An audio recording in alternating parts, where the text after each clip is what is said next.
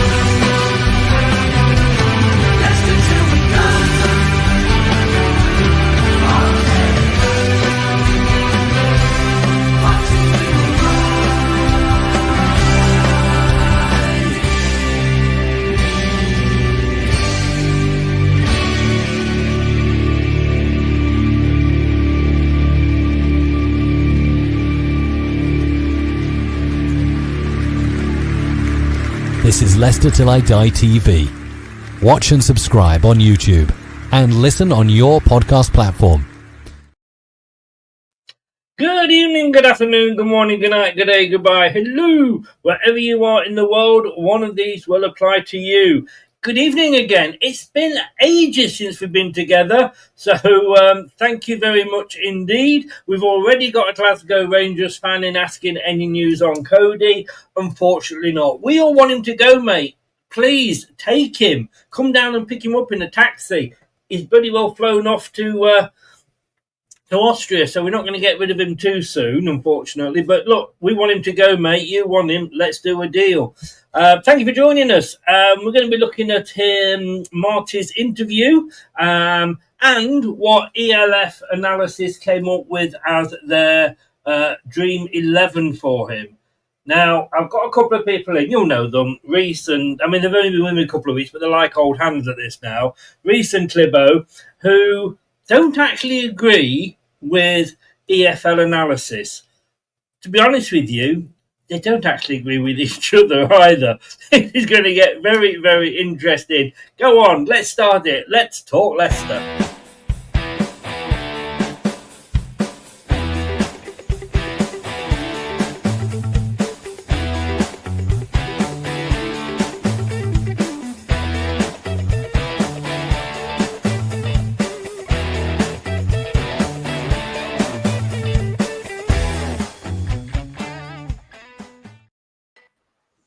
Good evening, you see. We're all down with the kids here. This is officially, this is it. You know, this is officially the new look for LTID. You've got to come on and wear your hat backwards. Call me an old fogey, Reese, but why? Well, I don't know. I just put it on one day, and I thought, and I've wore it for the last 5 years now. I think, funny enough, I first wore it when I went on holiday with Nana and Grandad. And I just put it on one day, and I thought, I look all right. I think I look all right in this, and I prefer it to me hair. My mum's like, "Oh, why you got that stupid cap on for?" I went, "Well, it's none of your business, really. I'll wear what I want to wear. If I want to wear a beanie, I'll wear a haircut." What was that, Clibbo? Sorry. Cover up his shit haircut. It's not great. It's not great. At least he's got hair. At least he's got hair. That's all I'm saying. But if you want to borrow a wig, Reese, you know I've got one here. Look, Cody. Just before we start, because we did have the Glasgow Rangers fan in asking about Cody. He was begging not to go to Austria, Clibbo. I mean, in my attitude, just tell him to fuck off and get out of here. Well, if that is true, that's news to me. I've spent the day doing building work on my house, so I've not really kept up with much what's going on today, but I'm happy for him to go. You know, I think with the lack of news, I mean, I doubted the deal from the word go, because, I mean, I used to live in Glasgow, and I know their finances are nowhere near what we can pay. And if you halved his wages, that's top end for them. They're not going to pay top end for him. So I think there is truth in the fact that, you know, he was potentially going to go up there, but I think there's massive stumbling blocks, and I think it would require us to basically give him for free so that they could afford the wages. Yeah.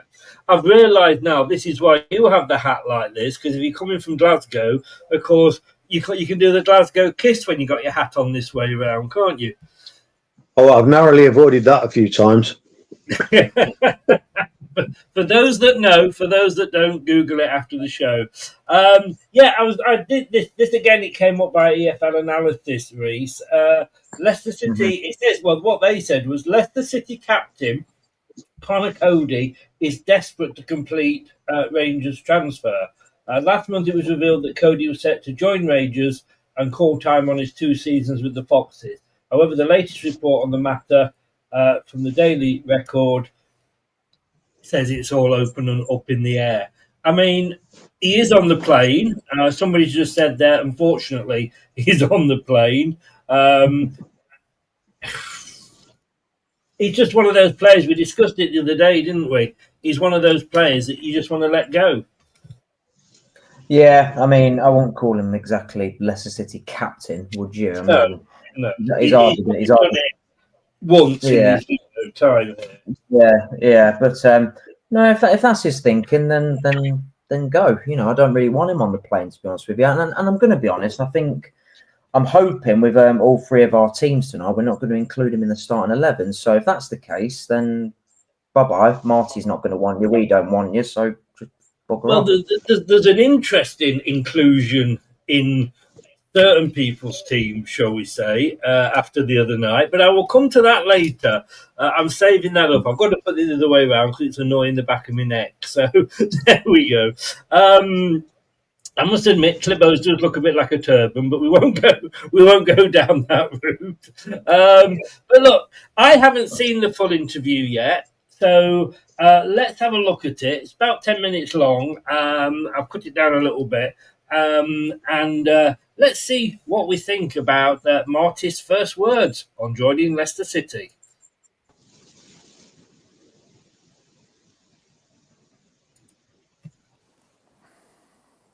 Well, Marti, welcome to Leicester City. How pleased are you to be here now? Very excited and looking forward to start to work with you guys. What attracted you to the role here? First of all, the history of the club. Definitely, I know about how big is the history and the tradition of the club. Second, because I think that there is a fantastic potential and quality in the squad. I'm looking forward as well to work with people that have certainly achieved big things in football in this club. And third, and especially as well, I think we have one of the best training facilities in the world, a fantastic stadium. So there is definitely a lot of things that attracted me. So when you first heard of the interest then from Leicester, you immediately obviously knew the club and that then made you think, yes, definitely, this is what I want to do? Look, from someone coming from Barcelona, obviously already knew a bit about Leicester. Obviously, the last 2 years in UK helped me to understand more what's the meaning of the club. But when you just think about the legends that have been playing here, like Peter Shilton, Gordon Banks, Gary Lineker, I mean, it says a lot about the size of this club. And obviously, everyone is aware about what happened 10 years ago. So, it was definitely very excited. So tell us a little bit about your journey then, if you like, in coaching, because it started very young, didn't it? And it's taken you all over Europe as well. How much have you enjoyed it so far? So far, it's a fantastic journey. I would say from someone who started to play the game when I was 6, 7 years old, and suddenly as well, for different reasons, why I started to coach quite early. I really love it from day one, and yeah, it's true that the game, you never know where it will be the next step, but I had the opportunity now to coach in 5 different countries and to have the opportunity to train in a club like this in England. It's a fantastic experience. As you said, it was at quite a young age, wasn't it? So it's something that you've always known you've had a passion for. Then in managing, be it managing or coaching. Definitely. When I was playing already, I think that I was 13, 14 years old, and I was starting to prepare lineups and kind of analyzing the teams. So I think it was very clear for me that I wanted to play as much as I could, but at the same time, it was always on my mind to start to coach. What I didn't expect is to start to coach as soon as I did, but so far I don't regret, just the opposite. I'm enjoying it every piece. In terms of that experience then, obviously during your time with QPR, you know all about the Championship. What have you learnt about English football in that time, and what have you learnt about the Championship itself? Well, definitely, I was watching a lot of games before coming to England. Everybody knows how tough, how ruthless this league can be, but the fact that it's 46 games, the fact that it's definitely a very demanding league in terms of not only the physical power, but as well mentally. It's a league that demands a lot from all the players, from the staff. So in that sense, I learned a little bit more about each team, about the ways of playing that you can find across the league. But for me, definitely, it has been a good learning the last 2 years. And certainly when you arrived at QPR, you completely turned around the fortunes at that club on the pitch. So is that something that you're always confident of doing, coming in somewhere and hitting the ground running straight away? Yeah, I always say that so far I've been a lucky coach, because it's true that we achieved, in that case, a very important, I would say, not only target, but a big challenge, because it was not an easy situation. But I say always the same. I trust that to achieve targets in life, to achieve targets, especially in football, you need from everyone. So it's not a one-man task. It's about especially the players. They must be the ones getting the headlines. But at the same time, it's about all the stuff behind the scenes, all the people that works relentlessly behind the scenes, and as well, especially the fans. And in that case, they play a big part of our achievement, and hopefully it's going to be the same here. You were certainly a very popular manager with the supporters at Loftus Road. Is that something then, clearly you've brought it up yourself, that is very important to you, and something that you want to build immediately when you come into Leicester? I think it's very important to build a relation with the fans, especially when we speak about clubs like Leicester with a fantastic support, and I'm looking forward to meet them, and hopefully we're going to deliver what they want, because for me it's not about me, it's about the team, that they feel this engagement every time we play, the way we attack, the way we face the games, the way we approach the games, that they feel that that's exactly what they want. Some days hopefully many days we're going to win. If some days we will lose, I just want them to go home, be sad about the result, but still proud about the effort of the team, and that's definitely something that we're going to try to build together. And in terms of Leicester, you've tasted success already at King Power Stadium. What were your memories of that day? Obviously a very important victory for your team there, but you've also tasted defeat there as well. So what did you like about King Power Stadium and the supporters? It was a fantastic atmosphere in both games. It's true that the last season game in the FA Cup, it was a bit special because all the fog and everything. But I have probably better memories in that case about the 2 years ago game. And in that sense, yeah, it was an important victory for us. But I know about the quality of Enzo's team. Enzo did a fantastic job, and I'm looking forward to experience the feeling of winning as a home team. What can the supporters expect from you as a manager? Do you have a set philosophy, a set style of play? How do you see the game? Look, I was born in Barcelona, and I grew when Johan Cruyff took over in Barcelona, and definitely that shaped my way of watching football, of understanding football.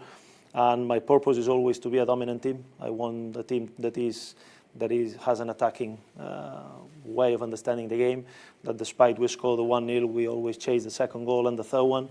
And I want the fans to have fun. So it will be about being very competitive. At the end, we're here to win football games, but doing it in a certain way. And that means to be very dominant, to try to regain the ball quick, to use the ball to move the position, to create the spaces, and to create as many chances as we can. I think that's something that it certainly excites me. I'm sure it excites the supporters that are watching along, that they can hear and they can know that when they come to the stadium, whether it's home or away, they know they're going to watch a team that's going to be on the front foot, that's going to look to try and score goals. Definitely, that's going to be the purpose, and some days perhaps the position as well plays a big part in this game. So sometimes we're going to face different kind of oppositions. teams that will play very aggressive, almost man-man, high press, which requires certain things. Sometimes we're going to face teams that will stay low and deep, and we're going to need to use other tools.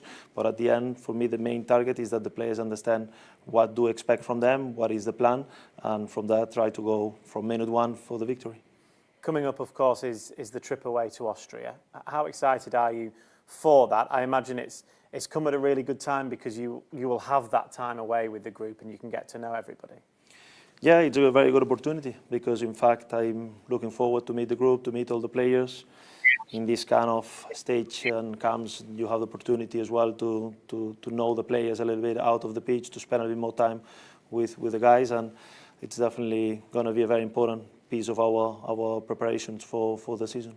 Because I guess as a manager, there's you know what the players are like on the pitch, you know what they're like as footballers, but as people, you need to get an idea of what they're like as well, because that might help shape decisions that you make. Yeah, 100%. I think that we have seen a lot of this team, not only obviously because we faced many of those players 2 seasons ago, and then in last season in the FA Cup, but as well we have been watching a lot about the games in the Premier League. And yeah, you're right, we know a little bit about how they performed last season, but at the same time we want to meet them to understand where they are mentally, and I'm aware that sometimes after a difficult season we need to make sure that we recover a little bit this self-esteem, this understanding that they are very good football players, and I'm here to make sure that they are aware of that. Of course, there'll be a lot of double sessions out there. It's an awful lot of time that you'll have up close with the squad to get across your philosophy, your style. Are you very much a hands-on manager? Are you out there on that training pitch every second? Yeah, definitely. I think that I'm aware that sometimes in England, especially at the Championship, the schedule is so demanding. So it's true that at times, if I need to stay in the office to have meetings or to prepare a game plan, I'll do it. But I would say that 99% of times I'm out in the pitch, working with the players. I like to be close. I like to be involved in the drills. So I'm not the kind of coach that will stay just looking around, but working hands-on with the players. And you'll have a number of games as well in pre-season before the season, of course, starts, including a game against Fiorentina at King Power Stadium. How long does it take? Quite a difficult question, maybe, as a manager to start to implement what you want to do. Yeah, it's never easy to answer this because I'm one that I always think that all the teams can improve and can develop, and this is part of management to understand the moment of the team. But certainly some of the reasons that attract me to be here, it was as well that I think that there is a good fit between the quality of those players and the style of football that I like to play. So hopefully that means that, of course, it's going to take some time until we see the version of the team that I would like to see. But I will say that the base, I'm sure that it's going to be there from day one. Just finally, is there anything specific, any direct messages you'd like to give to the supporters? Look, I'm looking forward to give them something that they will appreciate, and this will be to win as many games as we can, but to do it in a certain style. Hopefully they will be as engaged as I am with the project, and yeah, looking forward to meet them very soon. Yeah, well, it's great to have you here, Marti. Thank you very much. Welcome to the club. Thank you. Oh, there we go then. I'm never sure about these interviews, Clibbo, because I'm always thinking, you know, the answers aren't designed to catch him out, are they? You know, so I'm just wondering, sort of, how do you listen to that and think, yeah, that's from the heart. He means what he's saying. Oh, hang on, I've got you on mute. Sorry, no, that was my fault. There you go. Yeah, Sorry, sorry. It's okay. Just a quick shout out to my friend Milana there, who's subscribed since I joined. So, all right, Milana.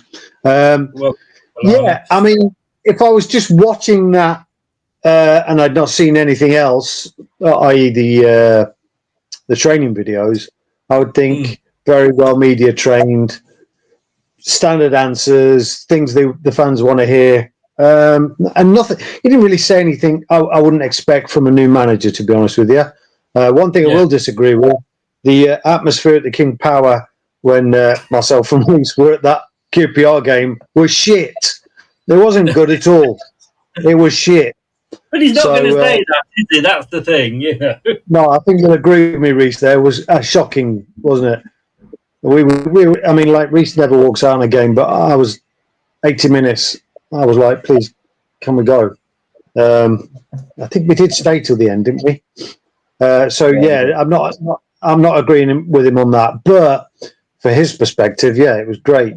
I didn't see. If I was just watching that, I'm not really learning anything from it, but it was good standard answers. His English is really good, which is good because he can get his point across to the players, no problem. Yeah, I would say watching it, I like him. He's got a good personality, which is something actually. Somebody on your show said that he was lacking. If I remember rightly, on your show, a QPR fan was on and said he was lacking in personality. Well, on that basis, and it's something I spoke to Reece about, I was playing devil's advocate with him. Here's some negatives.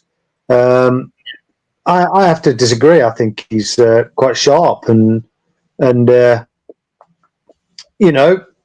diplomatic where needed. Yeah, I'm impressed with it. Reece, would you agree with that? Yeah, I can't. There's not much I can say to that. And yeah, the games were, atmosphere-wise, they were awful. It has been for a while down the King Power, to be fair, in terms of atmosphere. It's been very, very toxic. And I'm not going to sugarcoat it. It has been toxic and it's been poor. There are a lot of impatient fans, which I get, which I understand, but I think this guy needs some patience and he needs some time to do what he wants to do with the team. But no, I like how he spoke. Like Uncle Clever just said, it was very well media trained. But I think I can kind of look past that with the training sessions today, and I thought, wow, he's actually living up to what he said, And like Baz has just said there, actions speak louder than words. And from what I've seen, the actions are speaking very loud at the minute from those training sessions. So yeah, let's just keep it up.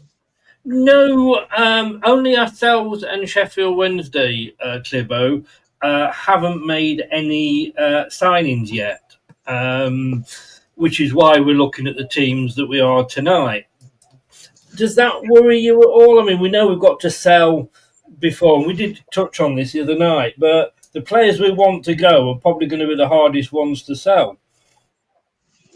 No, it doesn't worry me a single bit. I think if the club are looking to strengthen, I think it will be very minimal. And I think the main position is the striker position, which is something Reece will probably touch on a little later on. But we need to take our time with that, and it needs to be right.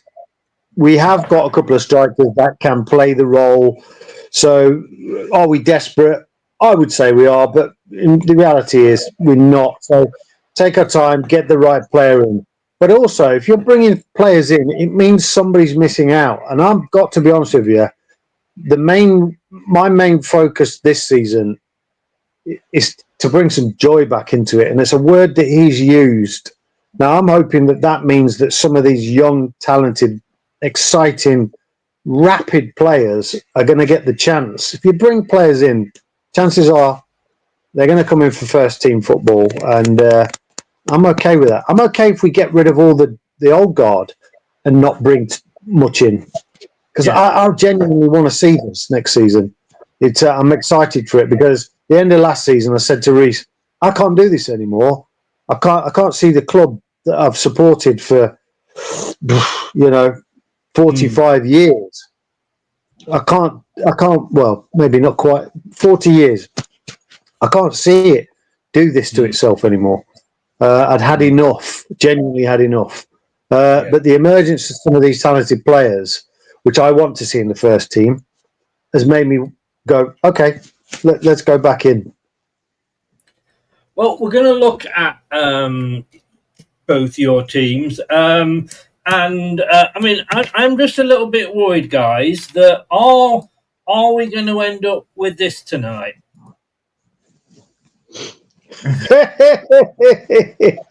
It is possible. It is possible, yeah.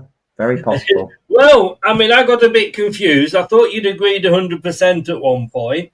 and then it turns out that you haven't. So but let's get on to this then, and we'll now this isn't my dream team. This is again one that EFL Analysis put together, and basically what they have said is how Leicester City's starting 11 could look under Marti Cifuentes with no signings as youth gets the nod over experience. They called it the Dream 11. I'm not sure whether that would be right or not, but here we go. So let's have a look and see what they think the Dream 11 is.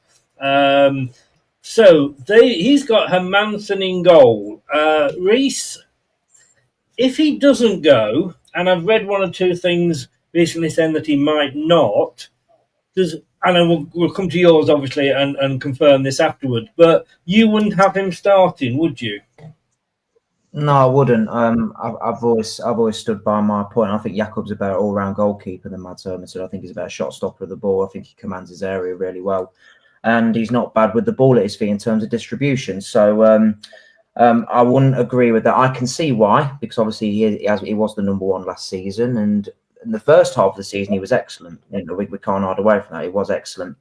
But I've always said this from the day we signed him, and when I think it was Enzo signed him. I've always preferred Stolarczyk as a goalkeeper. Just my opinion. That's just the way I see it. But no, I wouldn't agree with that personally. I'd like to see him sold. Clibbo, you're the same. I believe you've gone for Stolarczyk as well. Yeah, absolutely. I think there are some areas that obviously Mads has over him. He's certainly a little bit more experienced.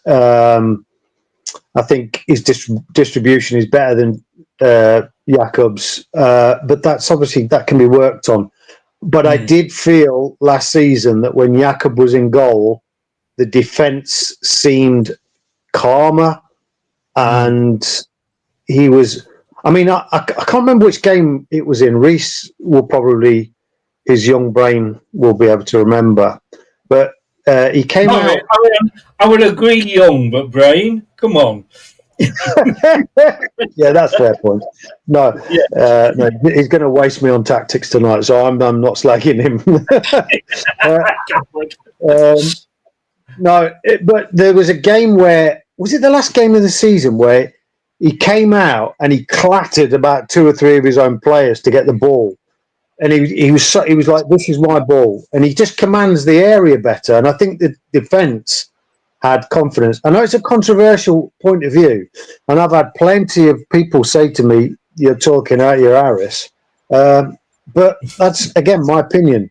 I think there was obviously the Bournemouth game last season where he did that, but he also did that in the Spurs game when we won. Yes, it was the Spurs game.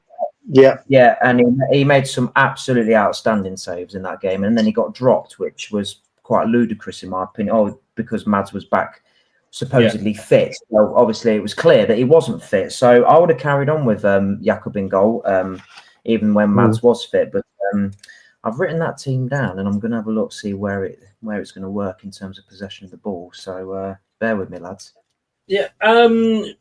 Clibbo, so you agree with that formation? Because your team, you've gone 4-2-3-1, which I think is Marti's preferred formation.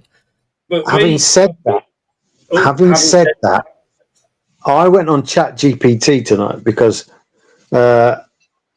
obviously I'm still learning about him, and that formation was not mentioned out of the numerous ones that were, and I thought, oh, okay.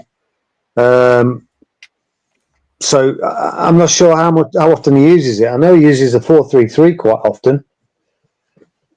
And I have to say, having chatted with Reece beforehand, it's hard to argue against his system. But the only thing about the system this system, I think you're less prone to the counter. Yes, you are. No, I mean, I'm just looking on Transfer Market here, and it says on that preferred formation 4-2-3-1. Is that not, do you think, Reece, what the players would be used to?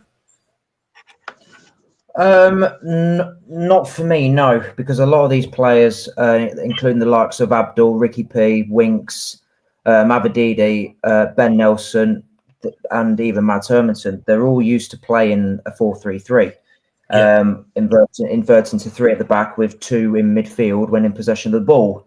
So I can't see that formation, in my opinion, working. I think there's a whole better way to utilise that talent on that pitch. That what I'm looking at right now. Do you want me to go through what I would disagree with here, or No, we'll go through them individually, and then we'll go to yours. We will mention both of yours, but we'll go through it in more detail after we've done this and just see where the differences are. I mean, Paul said it there. Mads has never been the same after Newcastle away. Agreed. And he wasn't the same when he came back from injury. I've never been a great lover. I don't know about you two, but I've never been a great lover of even with Vardy, to be honest with you. That he's been out injured. The player, whoever it is fit again, so he automatically gets his position back, unless the player that's replaced him isn't doing very well. If you brought somebody in to replace somebody because they've been out for injury, they shouldn't just be brought back in, should they, Clibbo? No, I think that's a more modern thing. I don't think it used to happen back in the day. I think it's a modern thing. And I mean, this sounds cynical, but I think largely it's to do with sort of price tags and your star buy and things like that. And how much it promotes the club. You've got this star player. I think those sort of things go hand in hand now, and that does sound a bit cynical, but I think that happens more in the modern game. I was really surprised actually when they brought Mads back in, and you could see immediately his movement wasn't the same, and potentially you've done the guy more damage by doing it. Indeed. Better look, he needed an operation. And we were, let's be honest, we were never going to stay up, were we? So what was the point of bringing him back? Reece, do you think that is because we hadn't got a manager that had got any, to use Clibbo's word, got any balls, and wouldn't stand up to the big names? I mentioned once, when Vardy, you could argue that he wasn't getting the service, but when he wasn't scoring, nobody had the balls to say, well, I know you're Jamie Vardy, but you're not scoring. I'm going to try something else. Yeah, I think that's been a big problem at our club for a long, long time. There was a lot of big characters there: Kasper Schmeichel, Mark Albrighton, Wes Morgan, Jamie Vardy. But now all that old guard's out. We haven't really got an excuse for that anymore. To say, oh, it's Jamie Vardy, you can't drop him anymore. You can't drop him. It's just because of the name. Even if Lionel Messi ain't performing, if you're not performing, you have to get dropped. That's how football works. But obviously, it's a lot more like, obviously there's a lot of clubs out there that they'll say no, they have to play. It's in their contract, blah blah blah, and all that sort of stuff. But we ain't really got that excuse anymore. Yeah. Now we'll probably all disagree with this one. And I haven't even done my team, because we all said the other night with Ricardo, sell. Cashing on him. He's only got a year left on his contract. I think I've agreed with you, Clibbo. I've gone for Koulibaly. I would have gone for Koulibaly. Now, Reece, I'm going to stick with you because you said sell him. And yet, you've got him in your back four. Who? Salou? Ricardo. It's like I said, it was a 50-50 on that. But I'm trying to... Hang on a second, I'm just going to get that straight. Hang on. Let's just calm down a minute here. This is Marti Cifuentes' team. This is not my team. This is what I think he will go with. No. You see, it was your team earlier when you phoned me up. You what? It was your team earlier when you phoned me up. Well, that's just what I think he'll go with. That's the person I think he'll go with. And I'll explain. When I sent the request out, Trevor, did you read it that this is the team that you would want? Because, that was the emphasis that I was putting it on. I mean, but, if you want to go with that, Reese, you stick with it, mate. The title of the video, Marti Cifuentes' Dream 11. This is what I think he will go with. Simple. I'd say I need to make things a little bit clearer. I don't go back in case I fall down that hole I've just dug for you. So I better stay in position.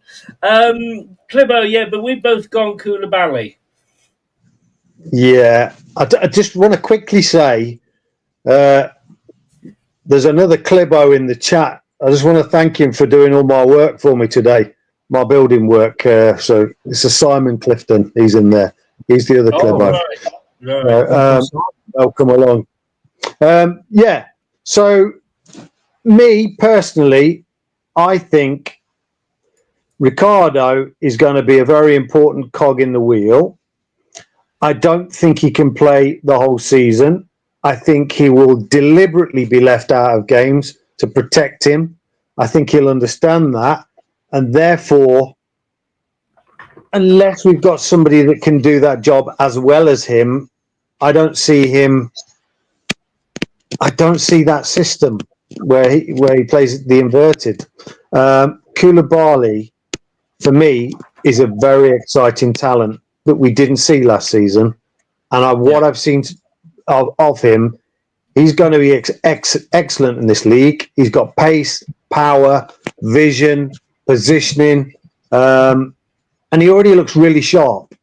And I think the manager is going to want real pace down that, and that's why I didn't pick Thomas, because of his lack of pace. Yeah. Let me just check who it is. Oddfish, welcome along, Oddfish. I think I've not seen you before, so welcome along, and to Simon as well. Who will be captain? I mean, I think if he's picked, I think it's got to be Ricardo, hasn't it, guys? Yeah, he'll definitely be club captain. Definitely. Yeah. But will he be captain on the pitch, though, for you, Clibbo? I think if he plays, he's captain. Yeah. And I think his deputy will be... Well, it's hard to say, isn't it? I mean, me personally, I'd like to see Nelson have it. A young centre-back at the back. He's very confident. And like I say, like we've always said, if they're young, if they're good enough, they're old enough. Reece, and that applies to being captain material. True. Because Reece, Nelson was captain for one of the 45, 60 minutes, whatever it was, at the weekend, wasn't he? He was, yeah. I'd like to put two names forward for that. I agree, Ricardo should be club captain, but I'd like to put forward. I know Uncle Clibbo is going to disagree with this, but Jakub to be second captain because he's very vocal and he likes to shout a lot, and I like hearing that from the goalkeeper, of course. And JJ, I think JJ should be in with a shout as well. Another one with experience, and I think obviously you'll see soon why I will pick him as second captain. Do you want to come back at that, Clibbo? Well, I mean, it's modern day. The last captain as a goalkeeper that I really liked as a captain was Shilton, because I don't agree with keepers being captains because they're so far away from the action quite a lot of the time. You'd have to have a gob like your mum's, Reece, to be captain in goal.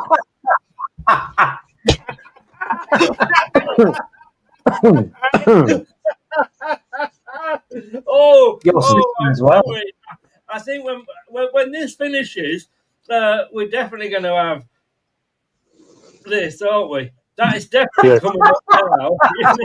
You can't do anything to me. She's recovering from an operation, so I'm safe. Yeah, that's true. That is true. You're kicking the poor woman when she's down, then.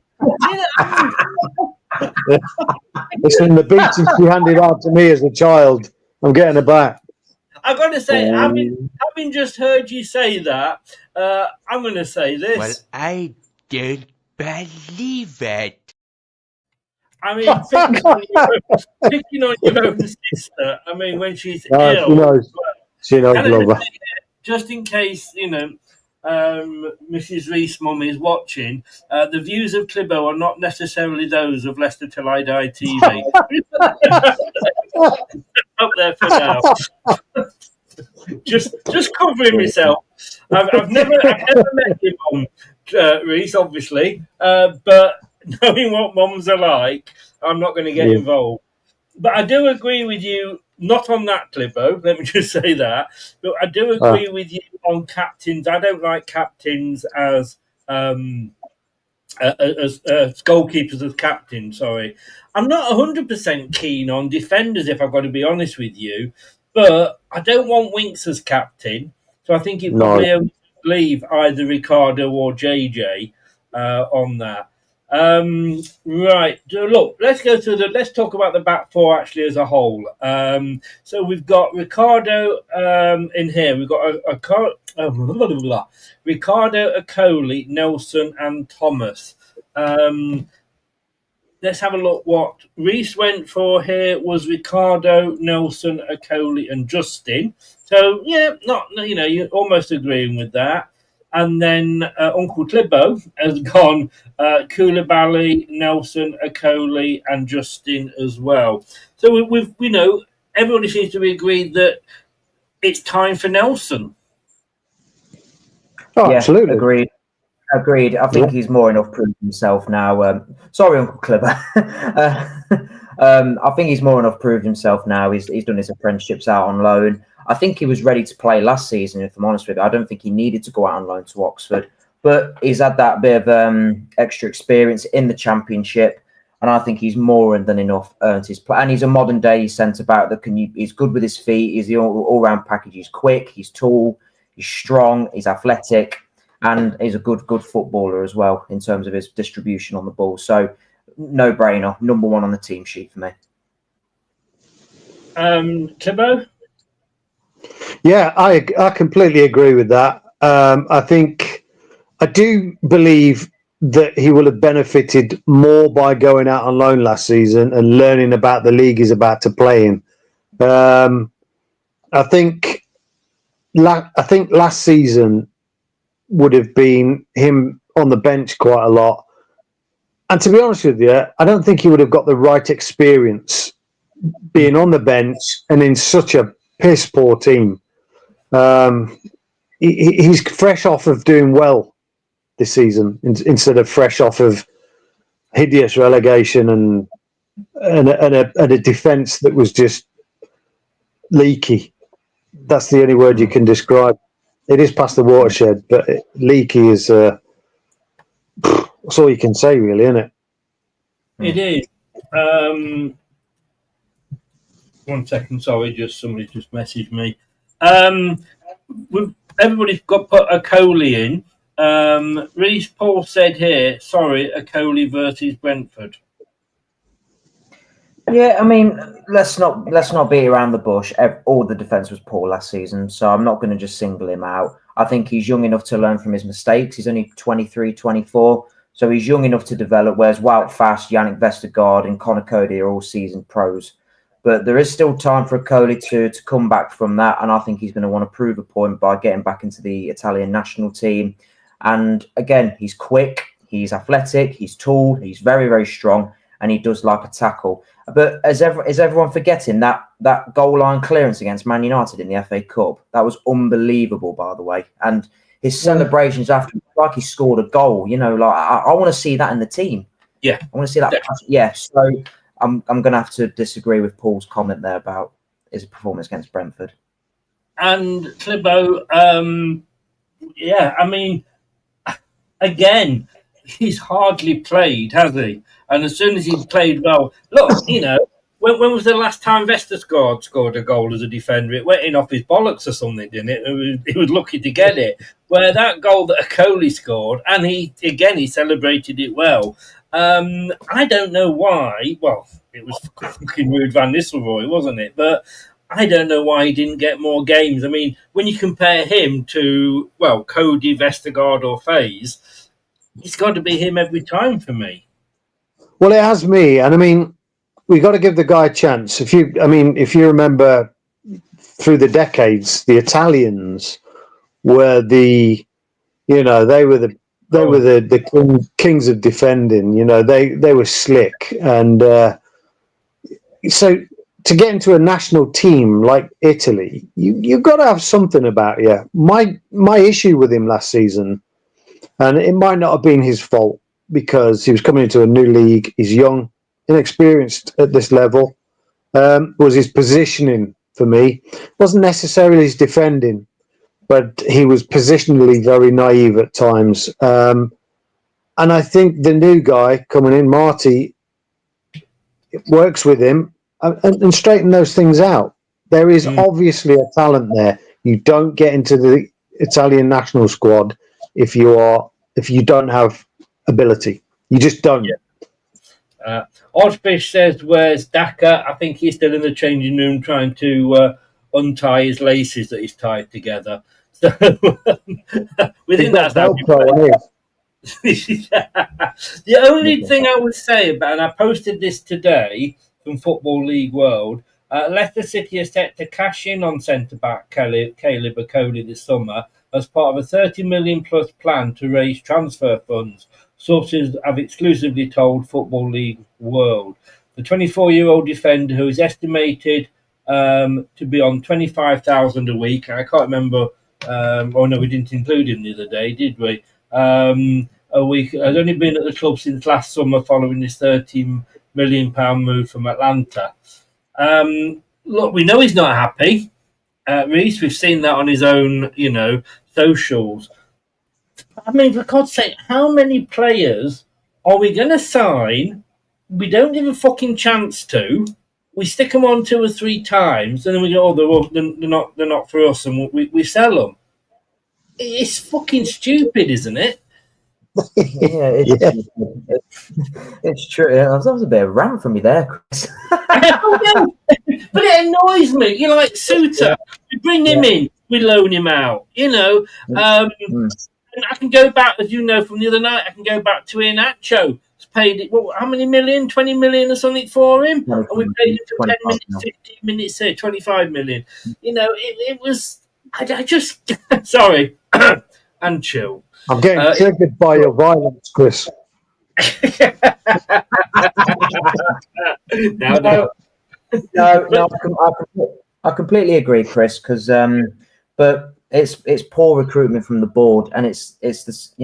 They're not moving with the times. They're still going for these older, experienced players, and it's not worked. So we need to go into that youthful direction of buying young players like Cody and giving them a chance. They're not going to be fully seasoned. We know that, but they've got that's what seed grade. That's what the training facilities for. That's what the coaches are for.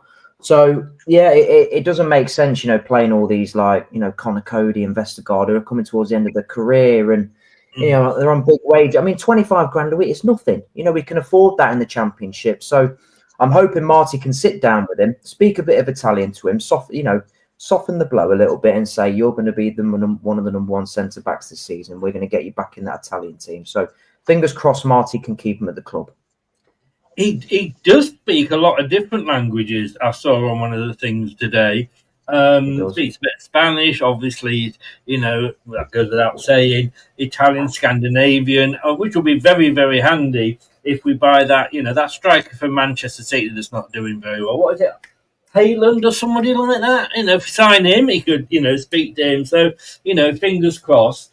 I just want to say, before we go on to talk about Thomas, I have changed the banner that's going across the bottom. This was going to be tomorrow at 11:30, which was the date that he originally gave me, because I'm getting Kieran Maguire on from the Price of Football podcast. He's really good. Sorry? Brilliant. He's really good. He is very, very good and always keen to come on. And all I did was send him a message saying, we're going to talk about, because they just brought out how much money each of the teams got for where they finished last season in the Premier League. And he said, well, I can come on Thursday morning if you want, but obviously work has sort of taken over from that a little bit. So it's going to be Friday at 11:30 at the moment, unless he messages me with a different time, because I just want to compare it to see how much we won when, how much we got in earnings when we won the championship, just to compare the two, because of course we also had the parachute payments as well. Now, interestingly, EFL analysis put Thomas in the background, in the left back.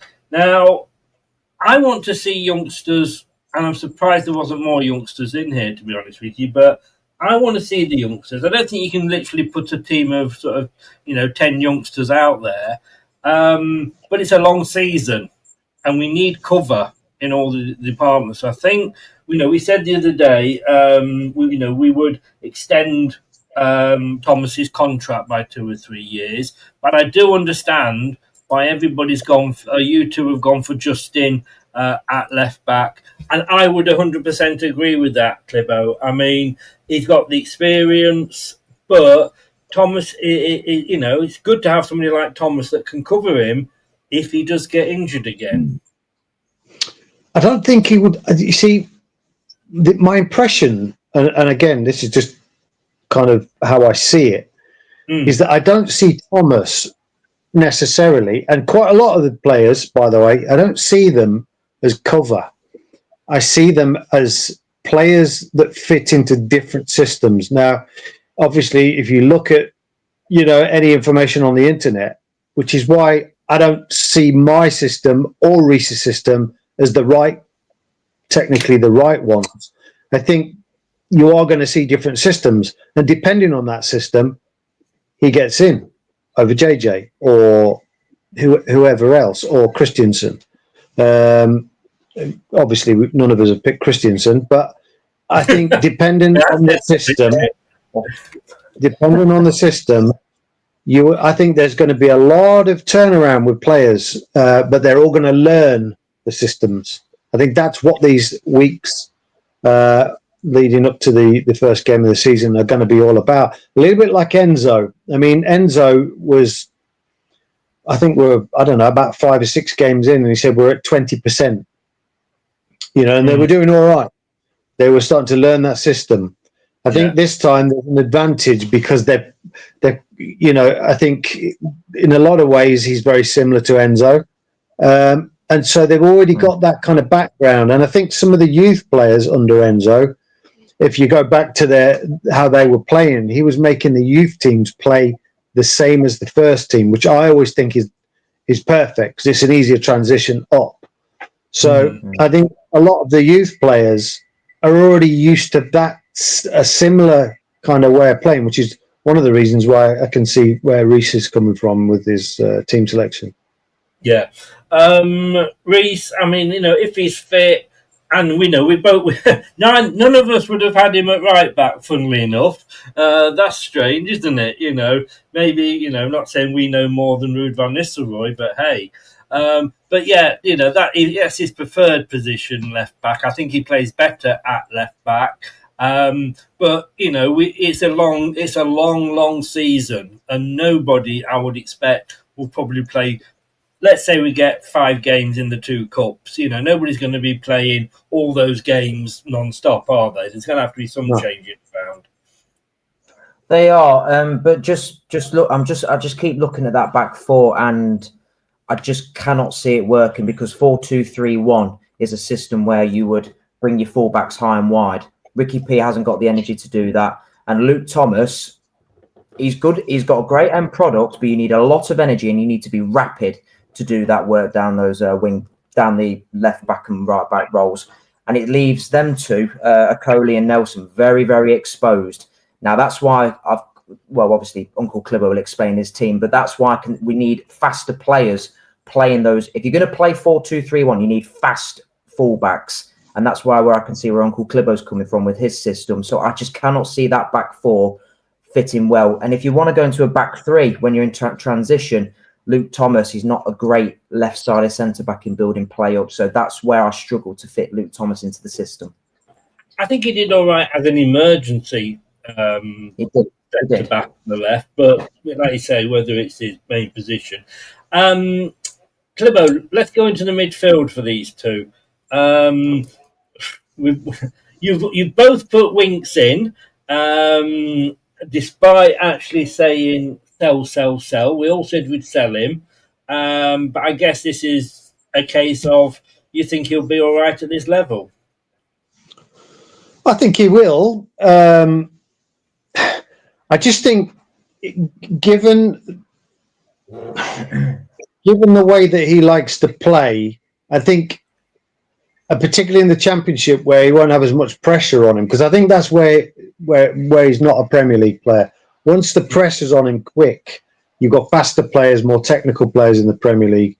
He looked very panicked on the ball and was often giving the ball away. Now, I'm not saying there wasn't other players doing the same thing, because there certainly was. But I think he showed his limitations there. And he'll be a lot more protected by faster players with quicker brains. He'll have a lot more time to think about. And also, quite far up the pitch, I would assume a lot more of the game will be played in a majority of the games for Leicester. So he can be observing, and it gives him an advantage, a quicker brain reaction to any danger. Yeah. So I do think he has the ability to do that in the Championship, and I must admit, it took a conversation with a certain person on my this side to convince me of that, but yeah, he did. To be fair, just don't panic, guys. It might be back to tomorrow morning yet. The thing, he's having a bit of a nightmare. Is poor Kieran, and I have to go with him because you have to fit in with them. So don't get too excited about Friday at the moment. Reese, you've gone for Winks as well. Yeah, I just look at what Marti Cifuentes will look at, and he'll look at those Enzo clips when he brought him in originally and think, wow, he can really distribute the ball well in the Championship. Like I said, this isn't what my team would be, but this is what I think he will pick, which is what I just want to clarify that. But I can see why he is going to. I'm going to belt you in a minute. You have to find me first. Yeah, I'll find you. Don't you worry about that. But no, I can see why he would pick Harry Winks, because he is good on the ball and he is great at doing it in the Championship. And I think in the Championship he'll be one of the best. He'll be one of the better holding midfielders. So I do see him picking Harry Winks, to be honest with you. Yeah. Paul, I get your comment there about sell, but this was just what we would do if we could do it. So we're not saying that because we want to sell somebody that somebody's going to come in and buy them. We don't think that's going to happen with a lot of players. But the question was, do we extend the contract or do we cash in on them? That was the thing. You've not included him, Clibbo, but Reese, you have included Page. I have in my team, but I think as a holding midfielder in this system, I think he is hugely wasted. We've seen that he's got an eye for a goal. I think his qualities will be further up the pitch as an 8 or maybe even as a 10. So I don't see him playing him as a number 6 as holding midfield is any good. Yes, he has got good quality on the ball and he can pick it up deep and play through the lines of their press. But I just think he's a very forward-thinking player, and I think as a holding midfielder, you're leaving a lot of he's going to want to go forward all the time. I think that's his mindset. But I can see why he's put him there because he can play there, but I just think he's wasted with the qualities he has in terms of scoring goals. Yeah. Next three, Clibbo, EFL analysis have gone for Fatawu, El Khanous and Monga. I think, we've got to include them in the team somewhere, haven't we? Yeah, I mean, firstly, we've got another Clibbo in the comments. I don't know who that is. Are we related? A Clibbo 3? No, I would. We do get a couple of people in here that do like to copy names, so Okay. I you know, when I looked at how to pick the team that I think he'll pick, I was one of my criteria was who will definitely be, which players, no matter what position they're in, will be important to him. And I kind of tried to look at a system based on that. Now, that might not be the right way to do it, but I definitely would say Fatua, Kanouse, and Monga are in that bracket. And if you look at that as a front three, it's Sai has changed his name. If you look at that as a front three, it would frighten the shit out of quite a lot of Premier League teams. Yes. So, I mean, that's easy to pick that using that system. Those three. Yeah. Mm-hmm. God, it's like a Clibo massive today, isn't it? What's going on? Welcome, Sai, again. Got the T-shirt as well. You got the name. We're all going to have to. Clibo. Get the merch out. Get the merch, Reese. What's the start of your email, Clibo? It's Clibo, is it 106? It is. Now, what amazed me was that there was 105 people before you that also had Clibo as their email. No way. That's why I got 106. Yeah. Look, Reese, is Monga, we're going to come on to yours in a second. Monga a starter for you? Absolutely. You know, I know the guy's only 16 and he's only just turned 16, but he has got too much quality to be sitting on the bench all the time. I think it's a waste. Personally, I understand where people are coming from. We have to protect him, and we do have to protect him in certain games, which I think that will come with like the cup games sometimes, and even against. I think Monga is going to be dynamite against the higher opposition in the league. So like the top half of the championship, whereas the bottom half of the championship, I think you can afford to rest him. So I think in those big games against Ipswich, Sheffield United, Coventry, Southampton, I think he's got to play because I think he'll be a match winner in those games because they're going to be tight games. Yeah. I agree. Yeah. I think, like you say, you've got to give him a start. No matter, like you've said, Clibo, I'm totally with you on this. You know, if they're good enough, they're old enough for me. But my worry is that with Leicester City, like I say, if we'd had Wayne Rooney at our club, he wouldn't have got into starting 11 yet. It would still be saying, "Oh, he's not quite ready. He's not quite. We've got to give him a bit longer." I know he's 32, but we'll need to send him out on loan for another season. And they put Mavididi up front. I suppose there's a lot to be said for having him because, you know, and just saying to him, we'll just go wherever you need to. Yeah, I do. This is my concern with the modern game, and I've said it to you before. I've said it to you, Reece, many times. Is that I don't like. This is why I don't analyse systems too much. I watch a game, I see what happened in the game, and I reflect on that. I don't like to overanalyze systems. One, it bores me, and two. You've got the right show, then, haven't you? No, but do you know what I mean? Like people obsess about it, and football has become about who's got this system and who's got that system, and how can we outmaneuver this system, and what worries me is that if 30 years ago, 40 years ago, we'd have had these systems, we would have missed out on some fantastic players that did things that you can't do in these systems. And I just hope that's not going to happen to our Jerry. Yeah. Right, just to update you at the moment, although this could change between now and the end of the show. The show with Kieran Maguire is currently Thursday at 10:30. Tomorrow, then. Yes, basically tomorrow at 10:30. Just to like I say, you know, when you get guests on, whether it's ex-players or people like this, you have to fit in with them. It's not like, you know, we don't pay them to come on, and therefore they're contractually obliged to turn up at a particular time. So we do have to sort of work around them. And of course, he does have a job as well. The podcast and everything is just a sideline for him. So he has a lot to do with finance. So yeah, just let's say, just bear with me on that one. But that's the current update as well. Right. So yeah, it might surprise you, no Daka there, but he may pop up in one of the other two. So we're going to go now and look at your two guys' teams. So we're going to start with Reese. Let's just see if this will work. There you go, Reese.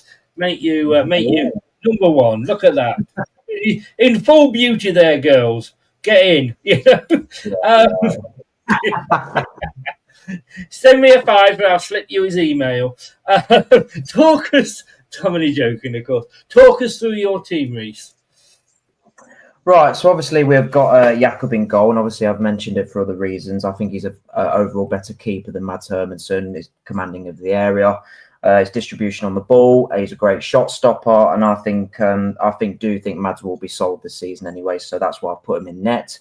I've gone for Ricardo at right back, and I'll explain why in a minute. And I've got Nelson, Okoli, and JJ. Now, the reason why I've picked that back four is I think we're going to go more to a more Enzo route system under Marti Cifuentes, as he has done that before at previous clubs. I think you'll see Nelson, Okoli, and JJ as a back three in possession of the ball, with Ricardo tucking in alongside Winks as an inverted fullback.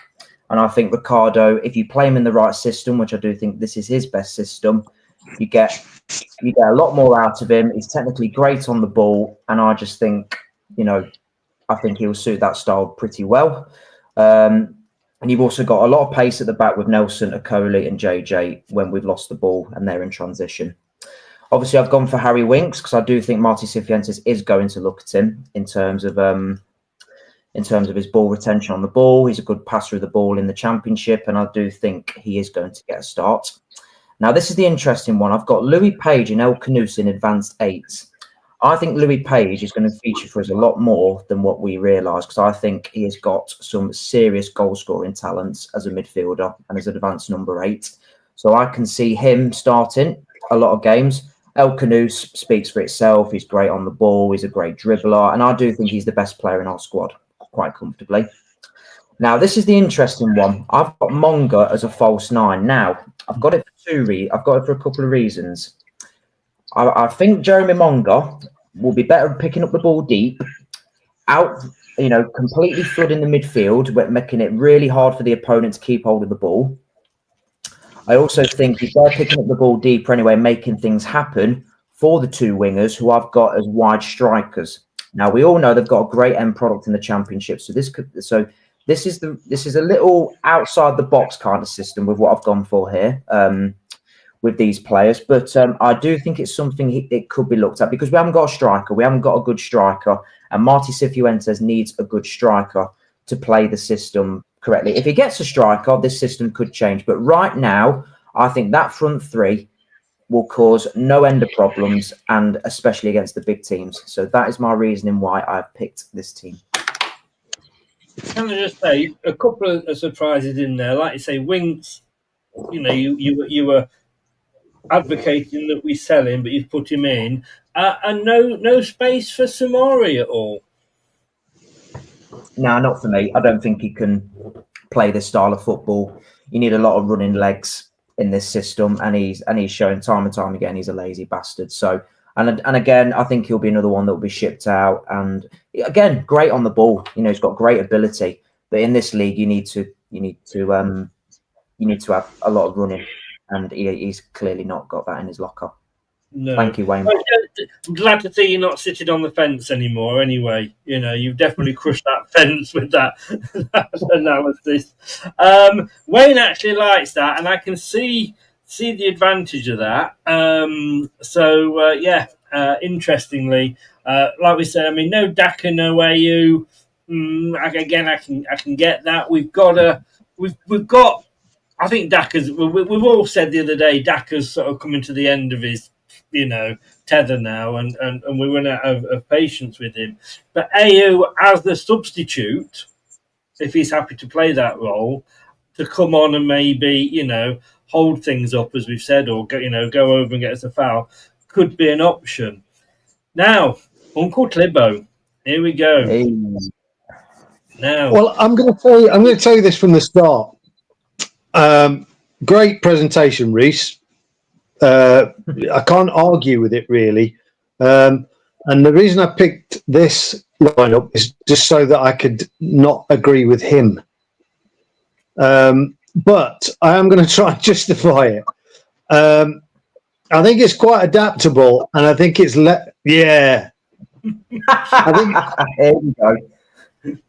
I do think that something that we were lacking last season was just being solid.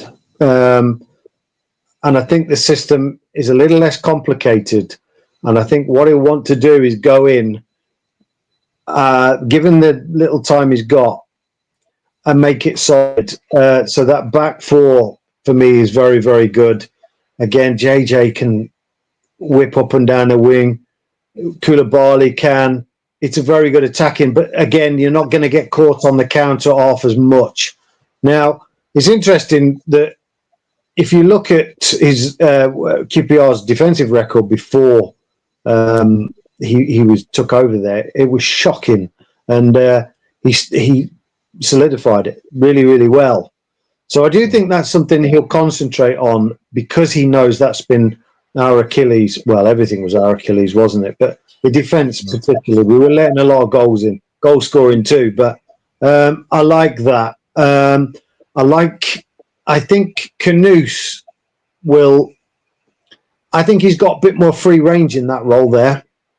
He's a bit more of a maverick player, although he can play in systems. But I do like the idea that he can pick the ball up there and he can run a little bit like Dewsbury Hall, that kind of role. Alves, I think, is the more seasoned in that position than Monga. And the reason I haven't really gone, all joking aside, the reason I haven't gone for Reece's system is because, one, I think he's open to the counter. Two, I don't think Page will play as much as Reece thinks he'll play. And although he's very talented, and I'd love to see him play 20 games or so. And I don't think anyone else can play that system the same way as Ricky. Now, there is an argument, which me and Reece have discussed off air, that Chowdhury can play that, but he can't play it as well. And I don't think this manager will settle for second best. So that's why I don't think that system... Because at the end of the day, we all know Ricky's got injury problems.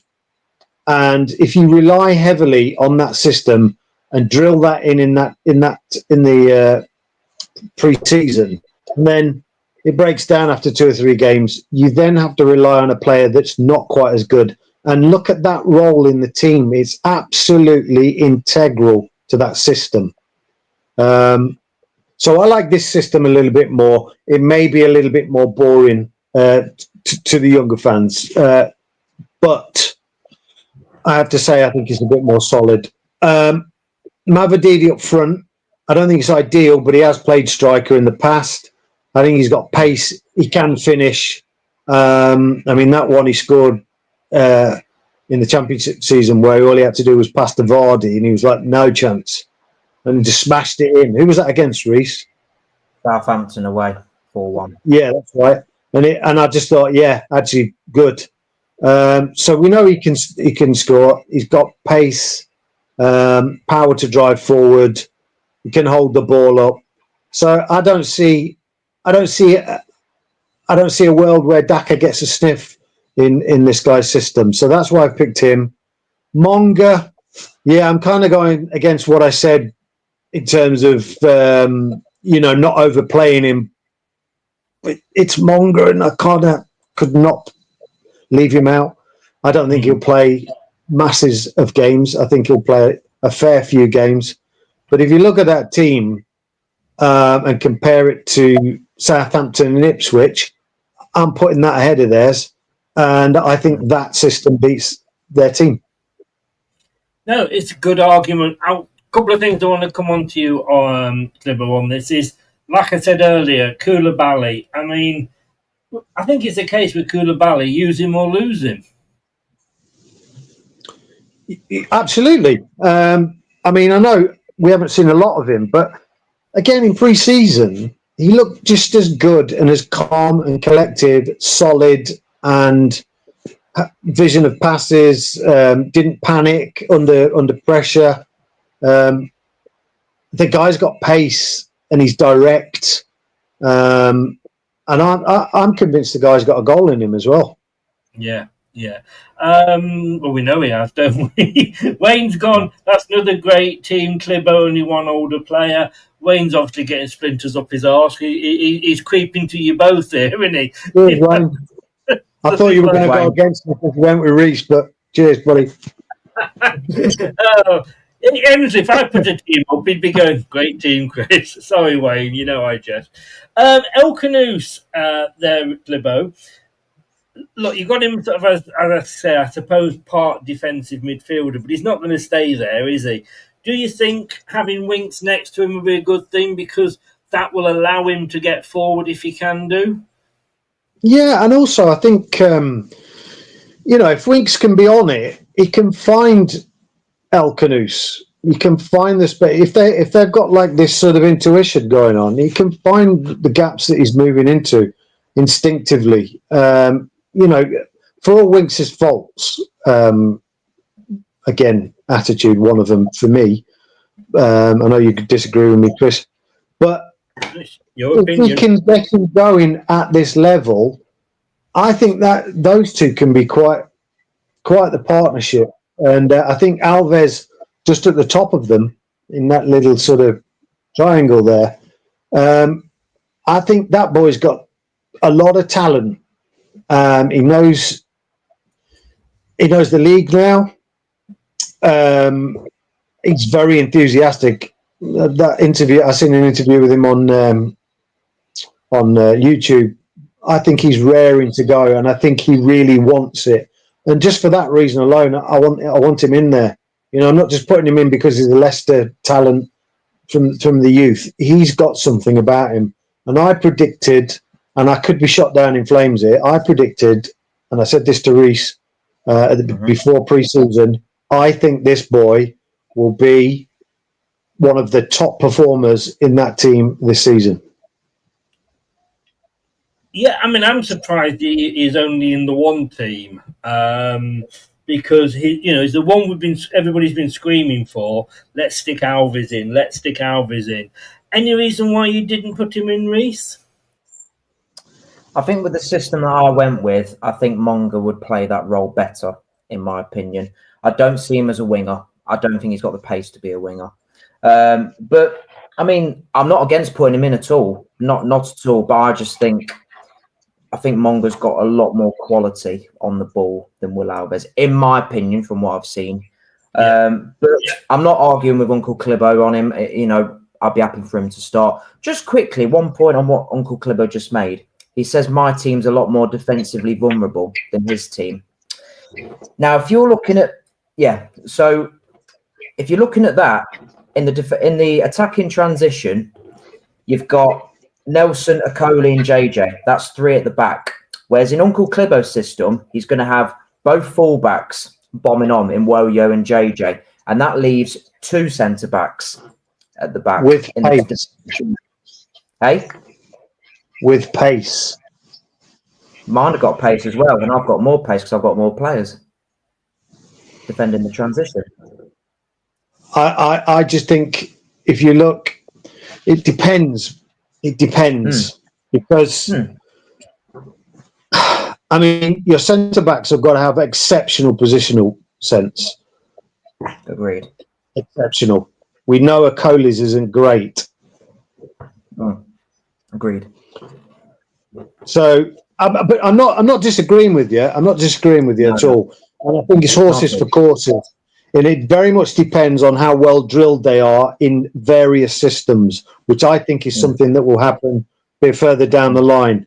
The way I saw it, the reasons I gave were because I think he needs to solidify the defence, give the guys more confidence, build from the back, and I think he will transition into your system in parts. Absolutely, I agree. Yeah, it's a great team, by the way. It's a great team. Yeah. Wayne said it's just good to see these two teams after last season. Yeah, it so is, to be honest with you. There's just something, there's difference in there. Again, Agreed. Surprised neither of you have picked Dakova Reed to go in there. Very disappointed with you both for that.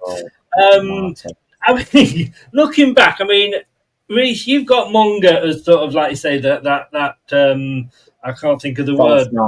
False nine. Thank you. I wanted to say inverted nine, and I knew that was wrong. You got him as the false nine. Inverted false. Bloody hell. When I was growing up, the only false things were silicon tits. But there we go. And Mavadidi for you, Slivo. It's true. It's true. Either of you would consider, because look, whether it's Monga, Mavadidi, either of them could play in that central role. What about Fatawu? Neither of you have got him up front. Could he play that role, do you think? No. Mavadidi is a lot more clinical than Abdul. He scored more goals than Abdul, so proof's in the pudding, and that's a fact, and that's a factual stat. So no, not for me. And not for I think he's just built to be a fast winger. And also, I think with having someone like Fatu, we're talking about defences there. If you looked at his stats when we were in the Championship, if I remember rightly, his tracking back was absolutely exceptional. Yes, it was. So I think as a defence, that's essential. And that's where I'm a bit funny about Mavadidi at the moment. He gets the arse. When he can't get past someone, he gets the arse. And he looks up and hops and then tracks back. Now, it's almost like there's an arrogance that you have to have as a football player, like a positive arrogance. Sometimes I look at him and go, what are you doing, mate? You've left Luke Thomas massively vulnerable there. And I've seen that a few times. Maybe that's why he wasn't getting picked last season. I know a lot of people were like, why is Mavadidi not playing? And to be honest, when he came back end of the season, he did okay. And there is obviously a talent there. But for me, what Fatua gives you, Mavadidi doesn't. And that's the tracking back when needed. I mean, if you look down that right-hand side there, look at the pace tracking back. I mean, it's quite unbelievable. Agreed. And that's a weapon. It is. I would agree with you about Fatu. I think he did a lot of defending in the Championship. Yeah. Look, correct me if I'm wrong, and it has been known. Was Mavadidi not tracking back and defending in the Championship? When he wanted to. He'd throw his arms up and when he wanted to, because he has got a bit of maverick attitude about him, and I don't like his attitude sometimes in games, and I think that's where Enzo did get a bit peed off with him.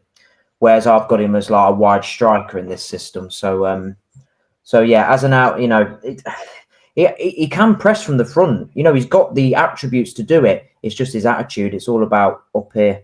And let's see if he does play him on that left side. Let's hope Marti Cifuentes can get a tune out of him, because for me, this is his last chance at Leicester City in terms of becoming a Premier League player.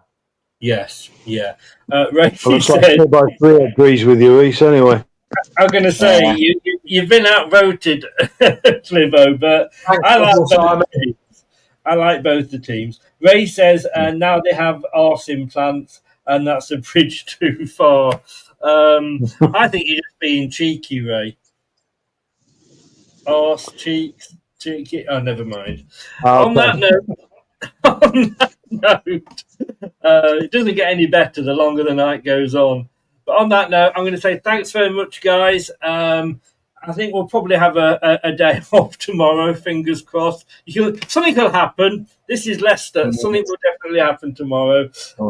10:30 tomorrow, guys, tomorrow morning. I've got to be up early. Kieran Maguire talking about what we earned as champions in the championship compared to what we earned as the relegation fodder this season, the season just gone. And I put there, it's the price of failure. Guys, thank you very much. And I will see you as always, it is a pleasure having you on. We didn't quite get to the family feud bit, but it wasn't far off, was it, at times? Weren't far off, no, it weren't. Brilliant, guys. Thanks very much. Take care. Speak to you soon. See you later. Take care, lads. Bye-bye. Bye-bye. Thanks very much to Clibbo and to Reese there. Probably off to join another channel there. They're probably going to be two of the hardest working, along with Wayne, two of the hardest working presenters we have here. 10:30 in the morning, join me and Kieran Maguire. Looking forward. And Friday we'll be back with the news roundup about everything that's happening to Leicester. If you've been in the chat, thank you very much, everybody that's been joining in. Thanks to Wayne for modding. If you are watching on catch-up, who would you have in your team? Presuming we're not selling, buying, etc. Add them in the description below if you're watching on catch-up. And if you've been listening, as I always say, via your favourite podcast platform, thank you for lending me your ears. Do what it says on the side there. Like, comment, share, subscribe, and turn on notifications. Does all help the channel. Guys, I'll see you tomorrow morning. Take care. Have a good night. Good night now. Thanks for watching. These videos are tremendous. You better like them too, or I'll be back. This podcast is proud to be part of the TalkSport Fan Network. TalkSport. Powered by fans. That will conclude this evening's entertainment.